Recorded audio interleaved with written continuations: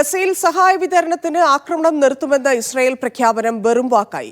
Gaza സിറ്റിയിലടക്കം ബോംബിട്ട് 53 പേരെ Israel കൊലപ്പെടുത്തി. പട്ടിണി കാരണം 6 പേർ കൂടി ഇന്ന് ഗസയിൽ മരിച്ചു.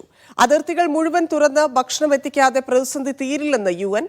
ഗസയിലേക്ക് ജീവൻ രക്ഷാ വസ്തുക്കളുമായി പോയ ഫ്രീഡം ഫ്ലോട്ടില സഖ്യത്തിലെ ഹൻദല ബോട്ട് ഇസ്രായേൽ സൈന്യം പിടിച്ചെടുക്കുകയും യാത്രക്കാരെ ബന്ദികളാക്കി തട്ടിക്കൊണ്ടുപോവുകയും ചെയ്തു. MC നാസർ ചേരുന്നു.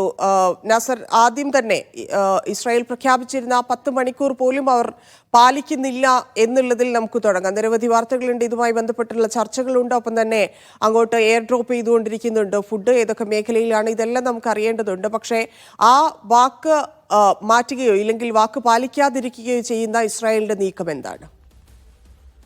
തന്നെ ഇത് വലിയ തോതിലുള്ള അന്തർദേശീയ സമ്മർദ്ദം രൂപപ്പെട്ട ഒരു സാഹചര്യത്തിൽ തങ്ങളുടെ പ്രതിഷ്ഠയ്ക്ക് വന്നിരിക്കുന്ന ആ ഒരു കോട്ടം നികത്താനുള്ള ഒരു നീക്കം എന്ന നിലക്ക് കൂടിയാണ് ഇപ്പോൾ ചില ഇളവുകൾ ഇസ്രായേൽ പ്രഖ്യാപിച്ചിരിക്കുന്നത്. അതിന്റെ ഭാഗമായിട്ട് ചില കേന്ദ്രങ്ങളിൽ വ്യോമമാർഗം ഈ ഭക്ഷണ വസ്തുക്കൾ ഡ്രോപ്പ് ചെയ്യുന്ന ഒരു സംവിധാനം ചെറിയ രൂപത്തിൽ ആരംഭിച്ചിട്ടുണ്ട്. അതോടൊപ്പം തന്നെയാണ് റഫ അതിർത്തി തുടർന്ന് വളരെ ചുരുങ്ങിയ 10-15 ട്രക്കുകൾക്ക് മാത്രമാണ് ഇതുവരെ ഈ രാത്രി വരെ ഇപ്പോൾ അനുമതി നൽകിയിരിക്കുന്നത്. അതിൽ കൂടുതൽ ട്രക്കുകൾ കടത്തിവിടാനുള്ള ഒരു നീക്കവും ഉണ്ടായിട്ടില്ല. അതോടൊപ്പം തന്നെയാണ് 3 കേന്ദ്രങ്ങളിൽ അൽമവാസി, ദെറുൽ ബലാഹ്, ഗസ സിറ്റി ഈ ഭാഗങ്ങളിൽ 10 മണിക്കൂർ നേരം വെടിനിർത്തൽ, രാവിലെ 10 മുതൽ രാത്രി 8 മണി വരെ ഈ വെടിനിർത്തൽ നീണ്ടു നിൽക്കും. ജീവകാരുണ്യ സംവിധാനം മുൻനിർത്തിക്കൊണ്ടാണ് ഈ വെടിനിർത്തൽ ഏർപ്പെടുത്തുന്നത് എന്നുകൂടി ഇസ്രായേൽ സൈനിക നേതൃത്വം പ്രഖ്യാപിച്ചിരുന്നു. പക്ഷേ ഇന്ന് മാത്രം ഈ പ്രദേശങ്ങളിൽ മാത്രമാണ് ഇപ്പോൾ ഈ 50-ലധികം പേർ മരണപ്പെട്ടതിൽ പകുതിയിലേറെ പേർ കൊല്ലപ്പെട്ടിരിക്കുന്നത് ഈ 3 കേന്ദ്രങ്ങളിലാണ്. അതിന്റെ അർത്ഥം ഇന്ന് ഇത്തരമൊരു വെടിനിർത്തൽ പ്രയോഗവൽക്കരിക്കാനോ അത് നടപ്പാക്കാനോ ഇസ്രായേൽ തയ്യാറായിട്ടില്ല. അതുമാത്രമല്ല, അന്തർദേശീയ ഈ സമ്മർദ്ദത്തെ മറികടക്കാനുള്ള ഒരു നീക്കം എന്നതിലപ്പുറത്ത് ഈ ഭക്ഷ്യവിതരണം ഒരു കുറ്റമറ്റ രീതിയിൽ മുന്നോട്ട് കൊണ്ടുപോകണമെന്നോ ഇപ്പോൾ രൂപപ്പെട്ടിരിക്കുന്ന വ്യാപകമായിട്ടുള്ള പട്ടിണി ചെറുത്തുകൊണ്ട് ജനങ്ങൾക്ക് ജീവിക്കാനുള്ള ഒരു അവകാശം നൽകണമെന്ന ഒരു താല്പര്യവും ഇസ്രായേലിന്റെ ഈ തീരുമാനത്തിന് പിന്നിലില്ല. തൽക്കാലം യൂറോപ്യൻ യൂണിയനെയും അതോടൊപ്പം തന്നെ അമേരിക്കൻ സമ്മർദ്ദവും അതിനെ അതിജീവിക്കാനുള്ള വളരെ ഒരു പ്രഹസന സ്വഭാവത്തിലുള്ള നടപടികൾ മാത്രമാണ് പ്രഖ്യാപിച്ചിരിക്കുന്നത്. വെടിനിർത്തൽ ഉൾപ്പെടെയുള്ള കാര്യങ്ങളിൽ ഒരു നീക്കവും മുന്നോട്ട് നടത്താനോ കൊണ്ടുപോകാനുള്ള ശ്രമവും ഇസ്രായേലിന്റെ ഭാഗത്തു നിന്ന് ഉണ്ടായിട്ടില്ല. അതുകൊണ്ട് തന്നെ ഈ മാനുഷിക ദുരന്തം എന്നത് വലിയ തോതിൽ തന്നെ മുന്നോട്ട് പോകും. 6 കുട്ടികളടക്കം നിരവധി പേർ ഇന്നും പട്ടിണി മൂലം മരണപ്പെട്ടിട്ടുണ്ട്. അത് തടയുന്നതിന് വേണ്ടി എല്ലാ അതിർത്തികളും തുറക്കണമെന്നും ആ അതിർത്തികളിലൂടെ ഏറ്റവും ചുരുങ്ങിയത് 600 മുതൽ 700 ട്രക്കുകളെങ്കിലും നിത്യം ഗസയിലേക്ക് വന്നെങ്കിൽ മാത്രമേ ഈ പ്രതിസന്ധി മറികടക്കാൻ സാധിക്കുകയുള്ളൂ. അതല്ല എങ്കിൽ ഈ കൂട്ട പട്ടിണി മരണം എന്നത് കുറെ കൂടി യാഥാർത്ഥ്യത്തിലേക്ക് നീങ്ങുമെന്ന മുന്നറിയിപ്പാണ് യുനർവ ഉൾപ്പെടെയുള്ള ഏജൻസികൾ ഈ രാത്രിയിലും നൽകിക്കൊണ്ടിരിക്കുന്നത്. ധന്യ. ഒപ്പം തന്നെ ഈ സഹായത്തിന്റെ വിവരങ്ങൾ കൂടി എയർ ഡ്രോപ്പ് ചെയ്യുന്നുണ്ട്. ഭക്ഷണങ്ങൾ ഏതൊക്കെ ഭാഗത്താണ് എല്ലാവർക്കും ലഭിക്കുന്നത്? അപ്പൊ നമുക്കറിയാം എത്രത്തോളം മോശമായ അവസ്ഥയിലാണ് കുഞ്ഞുങ്ങൾ മരിച്ചുകൊണ്ടിരിക്കുന്നത്. ഇന്ന് തന്നെ 5 പേർ ഭക്ഷണം കിട്ടാതെ മരിക്കുന്ന സാഹചര്യമുണ്ട്. അത്തരത്തിൽ എല്ലാവരിലേക്കും എത്തുന്ന രീതിയിലാണോ ഇപ്പോഴത്തെ കാര്യങ്ങൾ നടക്കുന്നത്? തന്നെ ആ അർത്ഥത്തിലായിരിക്കും കാര്യങ്ങൾ നീങ്ങുക എന്നൊരു സൂചനയായിരുന്നു ഇന്നലെ രാത്രിയൊക്കെ ഇസ്രായേലിന്റെ പ്രഖ്യാപനവുമായി ബന്ധപ്പെട്ട് അമേരിക്കൻ മാധ്യമങ്ങളും അമേരിക്കയുടെ ഔദ്യോഗിക പ്രതികരണം ഒക്കെ വന്നത്. പക്ഷേ ഇന്ന് പ്രയോഗതലത്തിൽ ഈ അർത്ഥത്തിലല്ല ഇസ്രായേൽ ഇതിനെ നോക്കിക്കാണുന്നത്. തൽക്കാലം ഒരു മുഖം രക്ഷിക്കാനുള്ള ഒരു നീക്കം എന്നതിൽ അപ്പുറത്തേക്ക് കാര്യങ്ങൾ നീങ്ങിയിട്ടില്ല. ഇപ്പൊ പ്രധാനപ്പെട്ട ആയിരങ്ങൾ തമ്പടിച്ചിരിക്കുന്ന ഗസ സിറ്റിയെ തന്നെ ഉദാഹരണമായിട്ട് എടുക്കുക. അവിടേക്ക് വളരെ ചുരുങ്ങിയ 2 ട്രക്കുകൾ മാത്രമാണ് ആ ഭാഗത്തേക്ക് എത്തിയതെന്നാണ് മാധ്യമ റിപ്പോർട്ടുകൾ വ്യക്തമാക്കുന്നത്. അതോടൊപ്പം തന്നെ വടക്കൻ ഗസയും മധ്യ ഗസയും ഈ 2 പ്രദേശങ്ങളിൽ വ്യാപകമായിട്ടുള്ള വ്യോമാക്രമണവും മറ്റർത്ഥത്തിലുള്ള ആക്രമണവും തുടരുന്ന ഒരു സാഹചര്യമുണ്ട്. ഈ പ്രദേശങ്ങളിൽ എല്ലാ ഭക്ഷ്യവിതരണ സംവിധാനവും നിലച്ചിട്ടപ്പോൾ ദിവസങ്ങളായി ആ ഭാഗങ്ങളിലേക്ക് ഭക്ഷണം എത്തിക്കാനുള്ള ഒരു നീക്കവും നടക്കുന്നില്ല.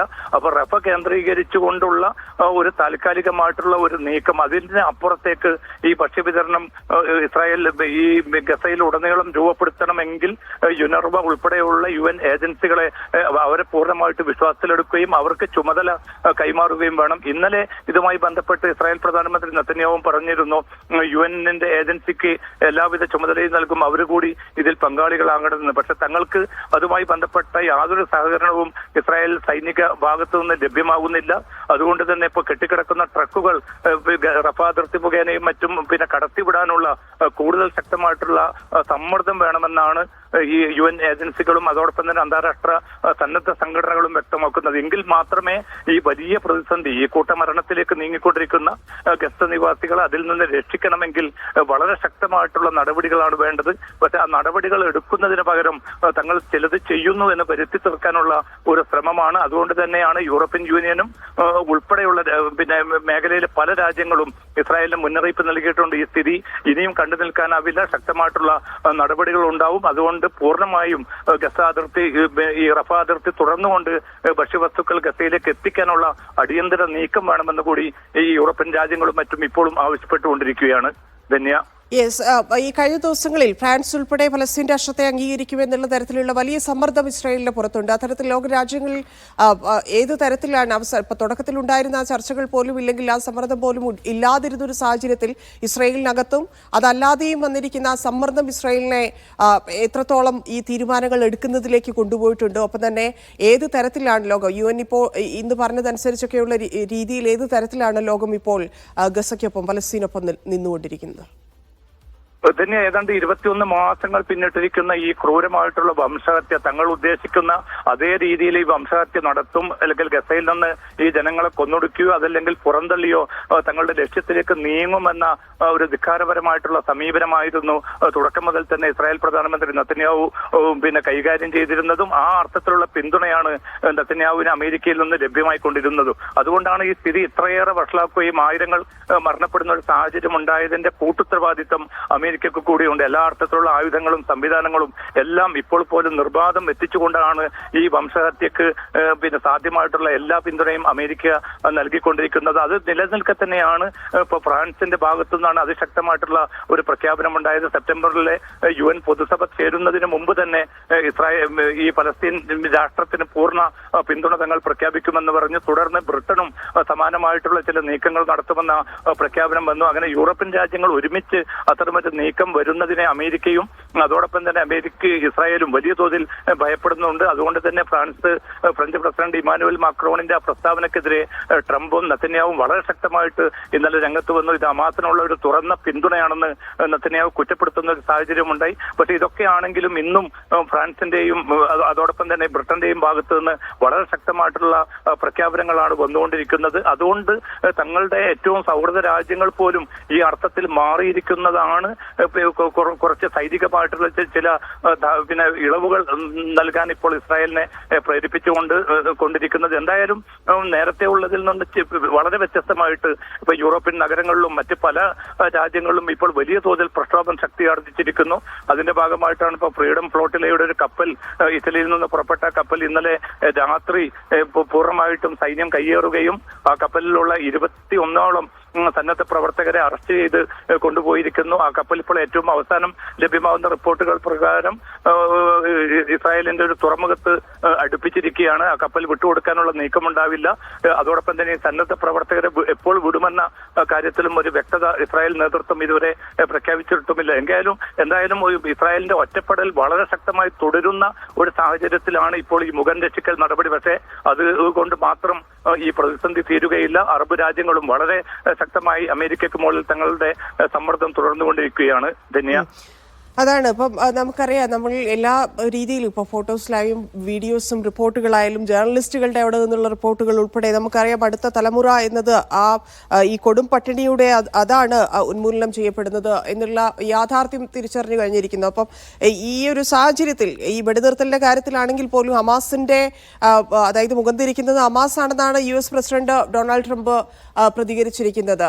ഒരു വംശനാശം സംഭവിച്ചുകൊണ്ടിരിക്കുമ്പോൾ എടുത്തിരിക്കുന്ന ഒരു നിലപാട് ഇല്ലെങ്കിൽ ട്രംപ് ഉൾപ്പെടെ എടുക്കേണ്ടിയിരുന്നത്. അപ്പം നിരവധി ചർച്ചകൾ നടന്നു, വലിയ രീതിയിലുള്ള ചർച്ചകൾ ഇപ്പോഴും നടന്നുകൊണ്ടിരിക്കുന്നുണ്ട്. പക്ഷേ ഇപ്പോൾ എടുക്കേണ്ട നിലപാടിലായി വരാൻ എന്തെങ്കിലും സാധ്യതകൾ ഇപ്പം US ഭാഗത്തു നിന്നെങ്കിലും ഒരു പ്രഷർ എന്ന രീതിയിൽ ഉണ്ടാകാനുള്ളൊരു സാധ്യത നമുക്ക് കാണാമോ? ധന്യ, നേരത്തെയുള്ളതിൽ നിന്ന് വ്യത്യസ്തമായിട്ട് ഇപ്പോൾ റിപ്പബ്ലിക്കൻ ഡെമോക്രാറ്റ് വിഭാഗങ്ങൾക്കിടയിൽ നിരവധി പ്രതിനിധികൾ, അമേരിക്കൻ കോൺഗ്രസിലെ ഒട്ടേറെ പ്രതിനിധികളാണ് ഇപ്പോൾ ഇന്നലെയും ഇന്നുമായി വളരെ ശക്തമായിട്ട് ഇസ്രായേലിനെതിരെ ചില പ്രതികരണങ്ങൾ നടത്തിയിരിക്കുന്നത്. കാരണം ഇത് അന്തർദേശീയ ചട്ടങ്ങൾക്ക് വിരുദ്ധമാണ്, അന്തർദേശീയ മനുഷ്യാവകാശങ്ങൾക്ക് വളരെ വിരുദ്ധമായിട്ടുള്ള നീക്കങ്ങളും നടപടികളുമാണ് ഇപ്പോൾ തുടർന്നുകൊണ്ടിരിക്കുന്നത്. ഒരു ജനതയെ ഒരുമിച്ച് പട്ടിണിക്കിട്ടുകയും അവരെ ക്രൂരമായിട്ട് ആക്രമണം നടത്തി കൊലപ്പെടുത്തുകയും നിത്യേന 100-ലേറെ പേരെ കൊന്നൊടുക്കുകയും ചെയ്യുന്നത് ഈ പരിഷ്കൃത സമൂഹത്തിന് യോജിച്ചതല്ല. അത് മേഖലയുടെ മൊത്തം സുരക്ഷയെ ബാധിക്കുന്ന ഒരു സാഹചര്യത്തിലേക്കാണ് കാര്യങ്ങൾ നീങ്ങുന്നത്. അമേരിക്കയുടെ താല്പര്യങ്ങളെയും അത് പ്രതികൂലമായി ബാധിക്കും. അതുകൊണ്ട് ട്രംപ് ഭരണകൂടം വളരെ ശക്തമായി തന്നെ ഈ ഒരു ആക്രമണം അല്ലെങ്കിൽ ഈ വംശഹത്യ നിർത്താനുള്ള നടപടികൾ വേണമെന്ന് ആവശ്യപ്പെടുന്നത് സ്വന്തം പാർട്ടിയിലെ പോലും നിരവധി അംഗങ്ങളാണ്. അത്തരമൊരു സാഹചര്യം ഒരുപക്ഷെ ട്രംപ് ഭരണകൂടം പോലും കണക്ക് കൂട്ടിയിരുന്നില്ല. അതുകൊണ്ട് എല്ലാം ഹമാസിലേക്ക് പഴിചാരിക്കൊണ്ട് തന്ത്രപരമായിട്ട് പിൻവാങ്ങുകയും എന്നിട്ട് ഇസ്രായേലിന് ഈ സൈനിക അധിനിവേശം തുടരാനുള്ള ഒരു സാഹചര്യം ഒരുക്കുക എന്നതുകൂടിയായിരുന്നു ട്രംപിന്റെ ലക്ഷ്യം. പക്ഷെ അതിൽ ഇന്ന് വലിയ മാറ്റങ്ങൾ കാണുന്നുണ്ട്. കാരണം ശക്തമായിട്ടുള്ള ചില നീക്കങ്ങൾ ഉണ്ടായിട്ടില്ല എങ്കിൽ മേഖലയിലെ സൗഹൃദ രാജ്യങ്ങളെപ്പോലും കൂടുതൽ അപകടത്തിലാക്കുന്ന ഒരു നീക്കമായിരിക്കും ഇതെന്ന ഒരു തിരിച്ചറിവിലേക്ക് വൈകിയാണെങ്കിലും ഇപ്പോൾ ട്രംപ് ഭരണകൂടം വരുന്നുണ്ട്. പക്ഷേ പ്രയോഗതലത്തിൽ ഈ യുദ്ധാനന്തര ഗസ അല്ലെങ്കിൽ ഈ നിലവിലുള്ള ഒരു പ്രതിസന്ധി എങ്ങനെ തീർക്കുമെന്നത് സംബന്ധിച്ച് ഒരു കൃത്യമായിട്ടുള്ള ഒരു രൂപരേഖയും ഇപ്പോൾ അമേരിക്കയുടെയും മുമ്പിലില്ല. അതുകൊണ്ട് തന്നെ ചർച്ചകൾ തുടരുന്നു എന്നാണ് മധ്യസ്ഥ രാജ്യങ്ങളായിട്ടുള്ള ഖത്തറും ഈജിപ്തും വ്യക്തമാക്കുന്നത്. ചർച്ചകൾ പൂർണ്ണമായിട്ടും അവസാനിച്ചിട്ടില്ല എന്ന് ഈ ഘട്ടത്തിൽ നമുക്ക് പറയാൻ സാധിക്കും. ചില അനൗപചാരിക സ്വഭാവത്തിലാണെങ്കിലും ചില നീക്കങ്ങൾ നടക്കുന്നുണ്ട്. പക്ഷെ അത് വിജയിച്ചിട്ടില്ല എങ്കിൽ ഈ വംശഹത്യ അതിന്റെ ഏറ്റവും ക്രൂരമായിട്ടുള്ള അവസ്ഥയിലൂടെ തന്നെ ആയിരിക്കും വരും ദിവസങ്ങളിലും തുടരുക എന്ന പേടിപ്പെടുത്തുന്ന ഒരു അവസ്ഥ കൂടിയാണ് ഈ ഘട്ടത്തിൽ നിലനിൽക്കുന്നത്. ധന്യ. ശരി, എം സി.